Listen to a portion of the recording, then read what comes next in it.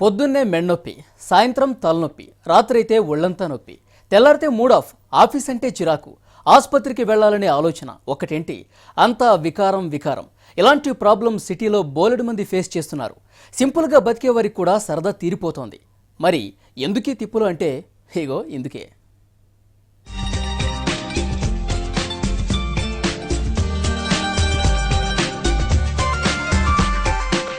అర్ధరాత్రి డ్యూటీలు, డే టైంలో నిద్రలు, రోజు 10-12 గంటలు వర్క్, టైం టేబుల్ లేకుండా ఫుడ్ తీసుకోవడం. ఒకటేంటి, ప్రకృతి డిసైడ్ చేసిన ఫార్మాట్ ఒకటుంటే జనం ఫాలో అయ్యే ఫార్మాట్ ఇంకోటి ఉంది. రోగాలు రాక ఇంకేమొస్తాయి చెప్పండి? సిటీలో మాక్సిమం పీపుల్ పై ఈ ఎఫెక్ట్ కనిపిస్తోంది.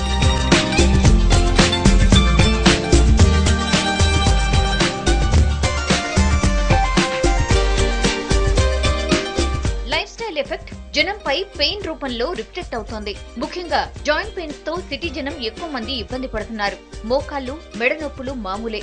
50-60 ఏళ్లకి రావాల్సిన వెన్ను నొప్పి కూడా 30 ఏళ్లకే హాయ్ చెప్తోంది జనానికి.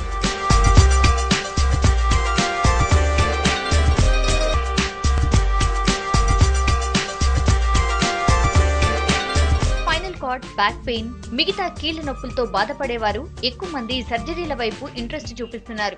కానీ ముందు జాగ్రత్తలపై ఇంట్రెస్ట్ చూపించడం లేదనేది డాక్టర్ల మాట. అందుకే దీనికి తగ్గ ట్రీట్మెంట్ ని అందుబాటులోకి తీసుకొస్తున్నారు. అమెరికాలో బాగా ఫేమస్ అయిన నాన్ సర్జికల్ ఫిజియోథెరపీ ట్రీట్మెంట్ ని సిటీకి ఇంట్రడ్యూస్ చేశారు.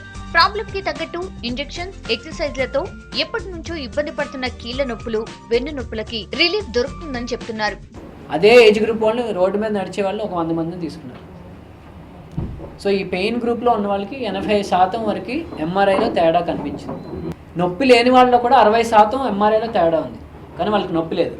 సో ఉత్తి ఎంఆర్ఐ, సిటీ స్కానే కాదు, పేషెంట్ ఎగ్జామినేషన్, వాళ్ళ సిమ్టమ్స్ ఎప్పుడు మొదలయ్యి, ఎలా ఉన్నాయి, ఎలాంటి కాంబినేషన్ ఉన్నాయి, ఉత్తి నొప్పి ఉందా, తిమ్మిరి ఉందా, చెయ్యి జాలుందా, ఈ రకాల ఇవన్నీ తీసుకుని అప్పుడు ఒక డయాగ్నోసిస్కి వస్తాం. ఇప్పుడు మీకు మెడనొప్పి, ఆయనకి మెడనొప్పి. సో రకరకాల రీజన్స్ ఉంటాయి. So one of the things is diagnostic imaging అనేది. సిటీ స్కాన్ కానివ్వండి, ఎంఆర్ఐ కానివ్వండి, ఎక్స్రేస్ కానివ్వండి, ఇవన్నీ చేస్తాం.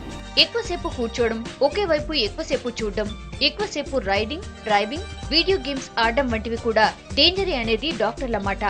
మెంటల్ టెన్షన్ తో పాటు తీసుకునే ఫుడ్ కూడా ఇలాంటి నొప్పులకి కారణమంటున్నారు.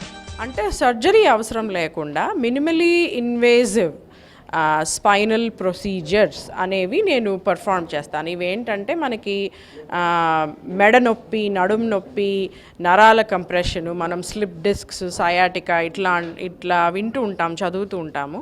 కొన్ని వెంటనే తగ్గిపోతాయి, కొన్నింటి వలన నరాలు దెబ్బతిండము, దాని వలన నొప్పి చాలా రోజులు, సంవత్సరాల తరబడి మనుషుల్ని బాధ పెట్టడము, ఇట్లాంటివన్నీ ఉన్నాయి.